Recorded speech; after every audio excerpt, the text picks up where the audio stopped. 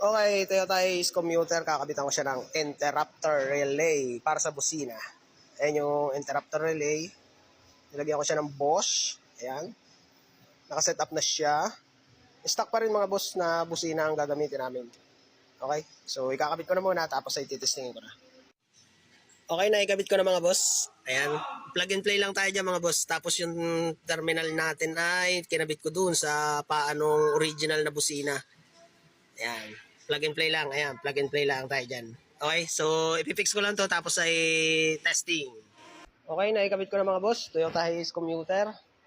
Interrupter relay para sa busina. Testing. Okay, yan yung standard. Pero pag ini-hold natin,